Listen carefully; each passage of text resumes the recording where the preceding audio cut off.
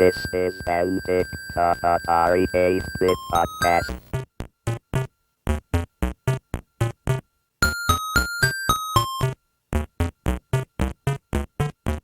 This is Kevin Savitz, and this is an interview edition of Antic, the Atari 8-bit podcast. Charles Ratcliff is the son of Matthew Ratcliff, the prolific writer for the Atari magazines. Matthew Ratcliff, or Matt Rat, died in 1999. Matthew wrote for Antic, Start, Compute, Analog Computing, and ST-Log. In 1986, he won Antic Magazine's award for Outstanding Contributor. Here's what they wrote about him back then. In 1985, Missouri programmer Matthew Ratcliff was really on a roll, publishing 4 major Antic programs on a remarkable variety of subjects. In March, he delivered the powerful printing utility Custom Print.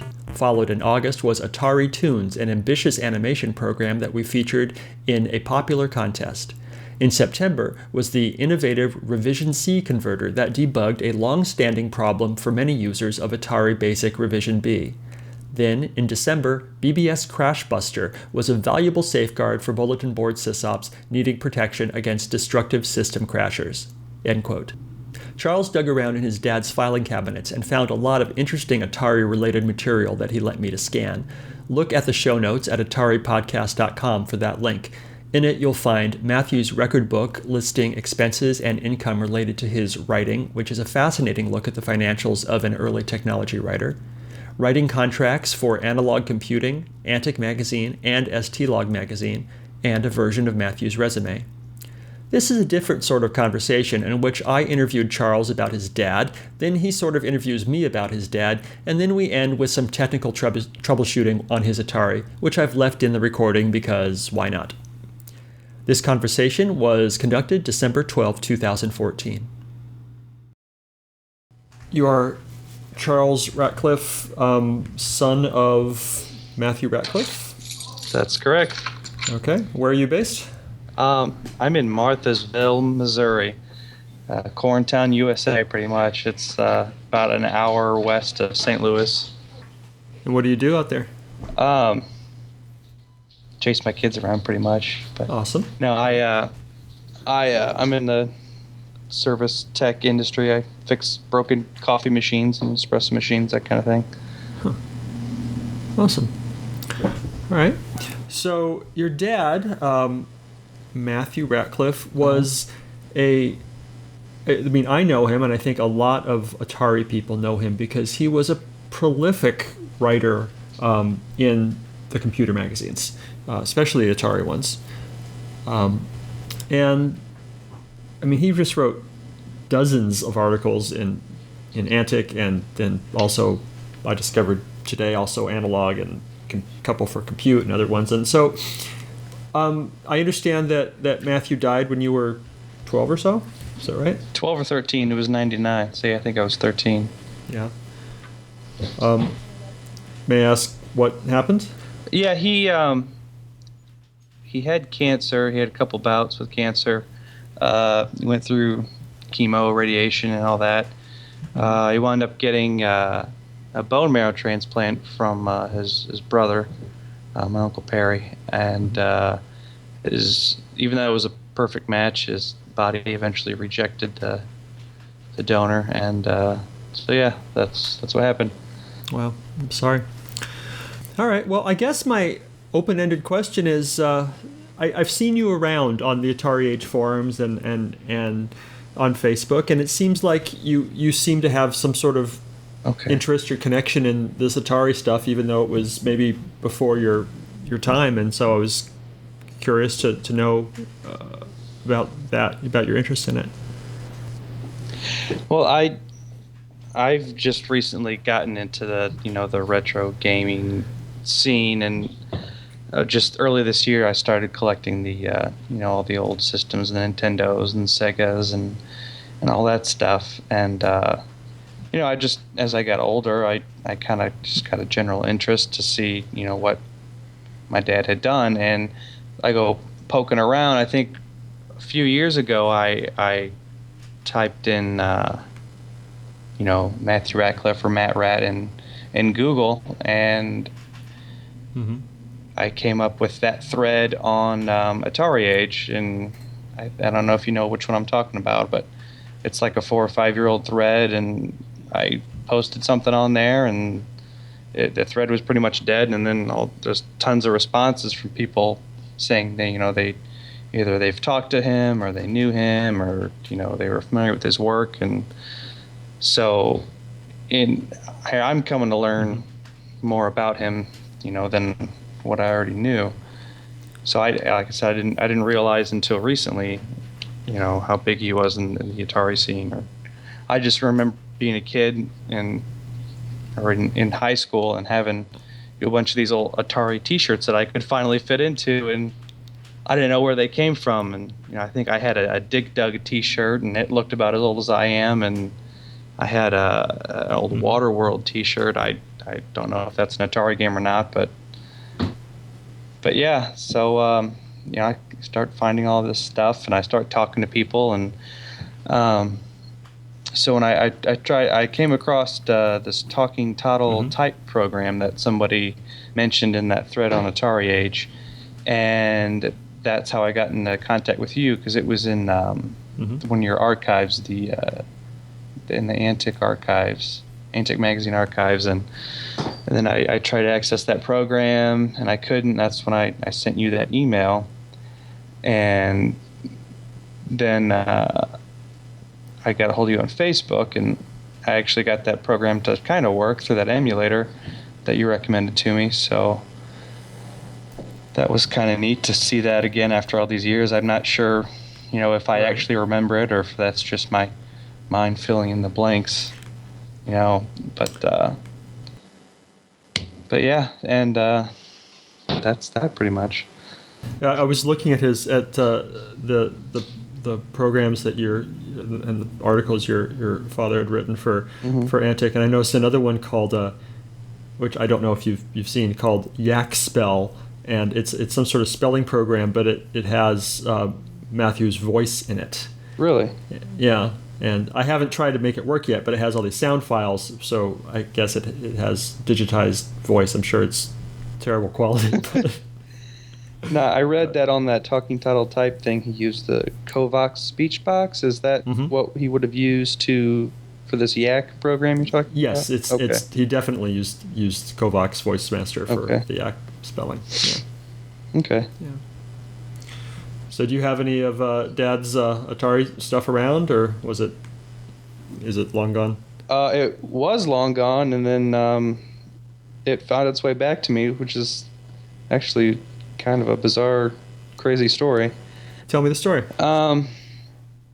I've got a friend that owns a retro video game store in St. Charles. It's called Game Trader 2. It's ran by Charlie Shaw, and I got to know him through the St. Louis retro gamers scene, and early last year, beginning of this year, and he's only had the store open since the summer. And he sent me a message, and I've talked to him before about my dad, a little bit. I knew he was in the Atari scene, and he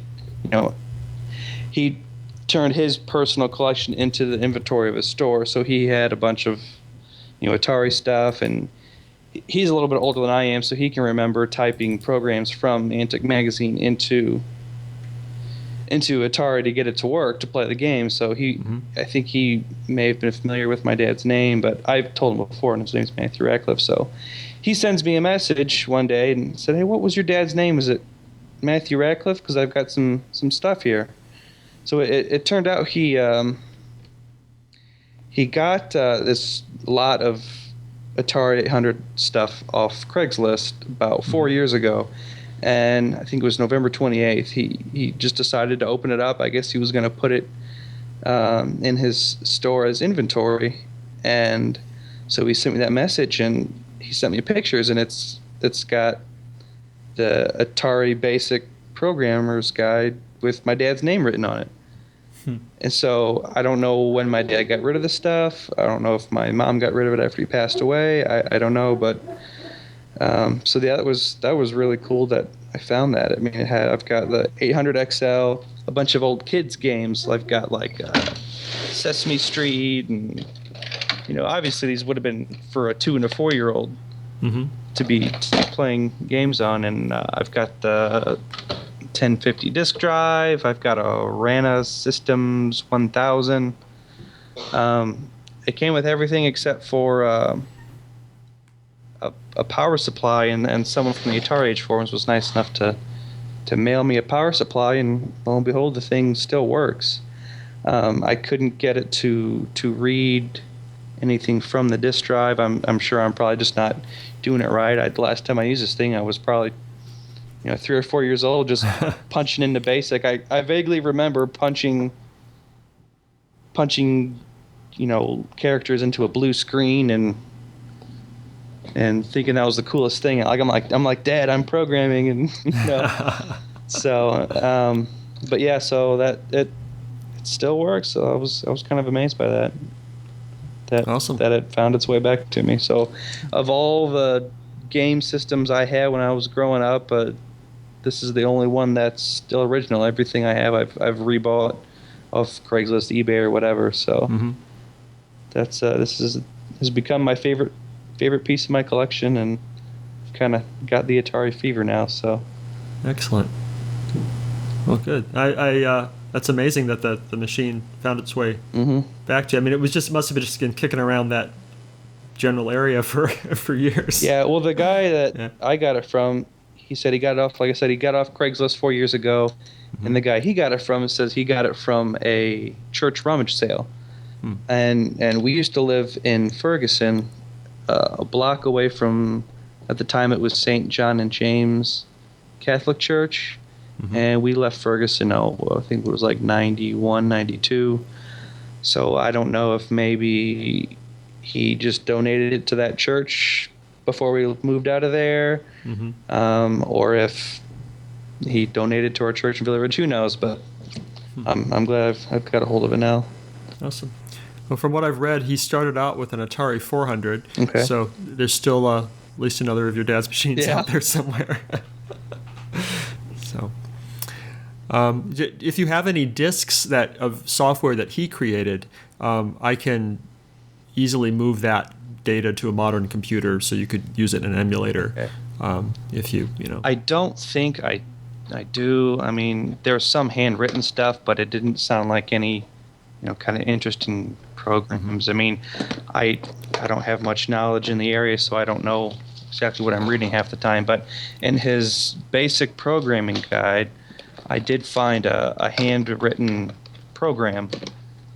It's just written on graph paper. It's called joystick move smiley face or something like that. So it's kind of hard to read. It's written in pencil, so it's a little bit faded, and so I don't know, maybe I could scan it and send it to you and see if you can make anything out of it. Sure, I'd love to see it. Sounds fun. But the cartridges work on the thing. I did get those to work, and I tried plugging it into I didn't have a phono to connection adapter, so I wound up just chopping up a coax cable and soldered it together, but plugged it into a TV to get it working that way. It was just black and white. I'm not sure why or what I did wrong, but so I was trying. I guess Ernie's Magic Shapes and Colors, so the color matching game wouldn't really work in that case. It's all gray. Yeah, I'm looking at the programs here. I've got Big Bird's Special Delivery, Dr. Seuss's Fix Up the Mix Up Puzzler, Ernie's Magic Shapes, Kids on Keys, and Time. Yeah, those are like little kid games. Yeah.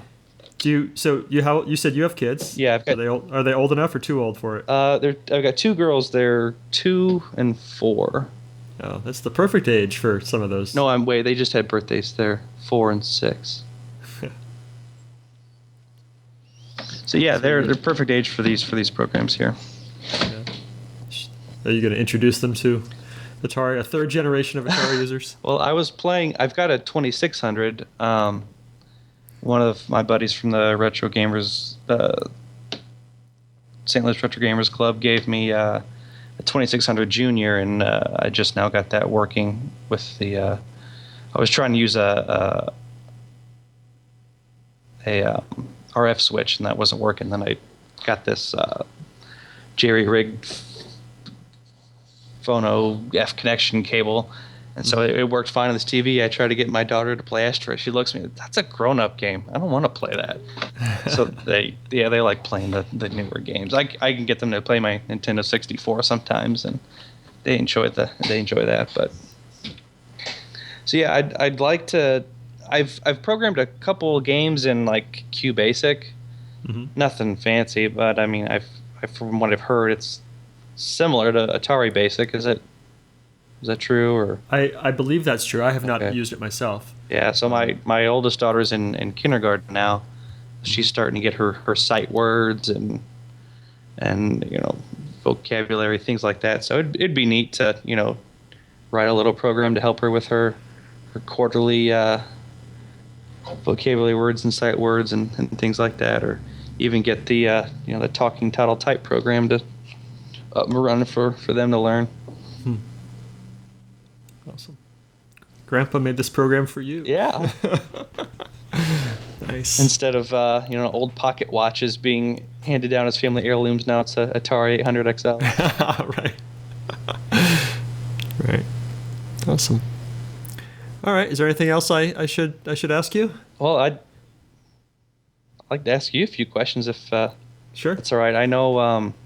Like I said, my dad passed away before I was old enough to appreciate all these great works he's done and stuff. And so, what were the magazines you said he was Antic and A.N.A.L.O.G? Okay, so he wrote. Yeah, let me bring up my notes here. He wrote a lot for Antic. Mm-hmm. So, for the whole life of the magazine, starting with like volume 2 and ending like really close to when the magazine folded. And then he wrote for Start a little bit, and Start was the same company, but for the 16-bit computers, and he just did a couple for that one. Right. He did maybe only one article for Compute magazine, that one that I know of for sure. He wrote a few for A.N.A.L.O.G, which is interesting because that was the big competitor to Antic, and normally you only wrote for one or the other. Right. And then ST-Log, which was the follow-on, the 16-bit follow-on to Antic. So in my quick research today, that's what I found. He wrote for 1, 2, 3, 4, 5 magazines. Right. There certainly may be others. I do remember reading some article that he wrote about going to some convention with one of his colleagues, and they were off to find the big new hardware of the time. And remember his colleague went looking for the 16-bit stuff, and he was after the 8-bit stuff. So I know he preferred the 8-bit hardware. As do we. This podcast is only about the 8-bit stuff. So yeah, since I spoke with you on Monday, I did start listening to the podcast, and I've got to say it's very entertaining. I did a lot of driving for work this week, and so I started listening to the podcast on Tuesday, and I listened to it through today. I've got through the first 12 episodes and halfway through 13. Yikes! Yeah, that's a lot of driving. I went from where I live up to Peoria, Illinois, Quincy, Illinois, and all around there. So that's a lot of driving. Yeah. But yeah, it's kind of opened up a floodgate of information. So I haven't gotten a chance to go and look at the show page or anything, but I'm sure there's tons of good information there, and I haven't started listening to the Floppy Days podcast yet. I'll give a Floppy Days is great, yeah, and there's two. There's 2 other Atari podcasts now. So when you finish with us, you can move on to the Player Missile and Inversataski. Okay. So that'll keep you busy for a while. But there are no. Those are all about Atari 8-bit computers, and right. there are no podcasts that I know of about the Atari 16-bit computers. So okay. Your dad was not alone in his love of right. 8-bit. So on Antic, yeah. How was he like on the weekly payroll? Would he just gotten paid per article, or how? He had to have just been a freelancer. Okay. He probably got paid per article, per page per article. Okay. Yeah, and maybe I've talked to other authors, and I don't remember the amount, but it might have been $75 a page. Okay. And I remember one of your interviews talking to somebody like that. If they knew that at the time, they just would have added more lines of code to get. yeah, that's exactly what I was thinking of. Yes. Yeah, it's like if I was smart, I would have documented my code better. And Yeah. yeah. So yeah, he was certainly a freelancer. He got an award. I don't know if you know this. It's in 1986, Antic magazine had awards for best software and best company and best this and that. And he got an award as the Antic Award for Outstanding Contributor. Because he had written so much stuff. Okay. It said that does sound familiar. Yeah, it said in 1985, Missouri programmer Matthew Ratcliff was really on a roll, publishing 4 major Antic programs on a remarkable variety of subjects. In March, he delivered the powerful printing utility Custom Print. Following in August was Atari Toons, an ambitious animation program.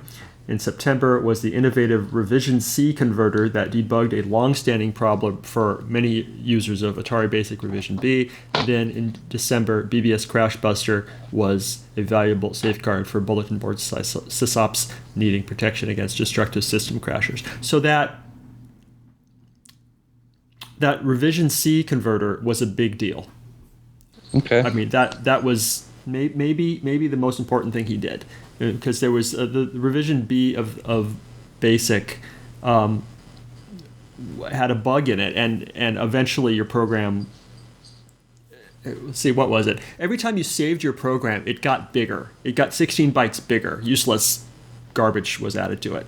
So if you were working on a program, you save it, come back next day, add a little more, save it. It would get bigger and bigger and bigger, and eventually it would get so big that it couldn't be loaded up again. And then when that happened, you were screwed. So, Atari, they figured out how to fix the problem, and I'm not sure whether I'd have to reread the article. I'm not sure whether Atari fixed the problem, and then your dad, he figured out. I think what happened is Atari fixed the problem in Revision C of BASIC, and then your dad figured out how to convert B to C, so all the thousands of people who had the old BASIC could basically upgrade it without getting a new cartridge. I think that's what happened. So that was pretty darn useful. Okay, that's pretty cool. Yeah, I do remember having I had found a business card of his that said freelance software writer on it, and it had a Matt Rat on there and his little rat logo he had. And my youngest daughter got a hold of it and ripped it in half. Oh man. Yeah. I was about to say, can I have a scan of that? But never mind. Yeah, I think I threw it away. There might be some more in the file cabinet. I need to find time to go to my mom's house and go digging in the garage. We've got 2 huge file cabinets in there with tons and tons and tons of files. I have no idea what's important, what's not. So I need to go through that. But I've got the discs right here. I don't think any of it's anything he did. I mean, I've got Atari Disk Operating System, Atari DOS, Big Bird's Funhouse, Atari Writer, A.N.A.L.O.G, Mars Mo, Color Book, Playtune, Picture Printer, looks like some printer and writer software. I've got a tablet, one of those touch tablets, those writing tablets. So that's kind of neat. I haven't gotten to use that yet. Yeah, that's fun, yeah. And Lucasfilm Games Ball Blazer. Is that one? Oh, that's a great game. Okay. Okay, you just need to Get play the that game. disk driver working. Yeah. Yeah. When I plugged the 1050 in, I kept getting error 130, which is drive not found, I think. Okay, so my guess is, so the drive, this is just a random guess, okay? The drive has a dial on the back, a switch or a dial, depending on They're both in the left the drive. position. And yeah, you want to make sure it's drive 1. Yeah, they're whatever. I did that. I have the manual for the 1050. I checked in that, and they're both in position 1. Have you tried just the RANA drive? Yes, same thing. But those switches are really weird. There's like 4 switches on it. Yeah. But it's set to 1, I think. Okay. Well. Yeah, there's 4 switches. The first one's up. The other 3 are down. I don't have the manual for this one, so I don't know. But so what in BASIC, is that where you would try to load the program from, or Well, like the commercial games like Ball Blazer. Mm-hmm. I mean, are these with labels on them, or are this one has label. I think this is the only. Yeah, the games I have. If I have a game with a label written on it, I've got an additional 2. So I think he was being a developer. He was against the piracy. So I've got a Big Bird's Funhouse official, and then I've got a Big Bird's Funhouse, a backup. Yeah. All right, so let's assume you're using a legit version of a game. Mm-hmm. I mean, you the manual, you probably know this, but you want to turn on the drive first. Right. Insert the disk, close the drive, then turn on the computer. Now, since you have an XL, you want to turn off disable BASIC when you boot. That's something I haven't done yet. So and so you do that, but you hold down the Option key and then it should see the drive and boot from the drive at that point. Okay. Yeah, and I was trying to load DOS doing that, and I didn't try disabling BASIC yet, so yeah. I've only messed with it about 10 minutes right after I got it, and I haven't had a chance to really sit down and tinker with it much, but it's about something I have to look forward to. My gut is that you're doing something wrong, because I doubt both drives are bad. Right, that's what I was thinking too. I'm doing something wrong. Yeah. So, any other questions for me? I'm sure I'll think of some more later, but right. I'll email you find something. Yeah. Cool. Great. And if you find anything in those file cabinets or business cards or anything programming related, I would like to know, and I would like to see it. And I'm sure that listeners would like to delve into the archives if there is anything. Yeah, I'll see if I can find some time this weekend to do that and send it over to you. Awesome. Thanks for your time. Yeah, thank you. As a follow-up, in March, I emailed Charles and I told him I was getting ready to publish this interview, and I asked if he got his Atari working. And he said, "No, I think all the discs are bad from sitting in basements and poor conditions. I replaced all the chips in my 800XL. It didn't fix the color issue, but I did get it to try to access the discs, but none of them worked except for one, Ball Blazer, but even that crashed after a few minutes. I tried every disc on both of my drives. Someone from the Atari Age forums was kind enough to send me one of their spare 800XLs. I got the same result with all the discs and both disk drives on that one. If I happen across any more info, I'll be sure to send it to you."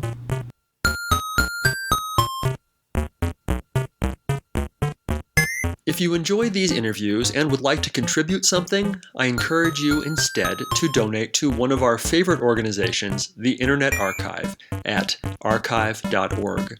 The Internet Archive is a nonprofit digital library with the stated mission of universal access to all knowledge.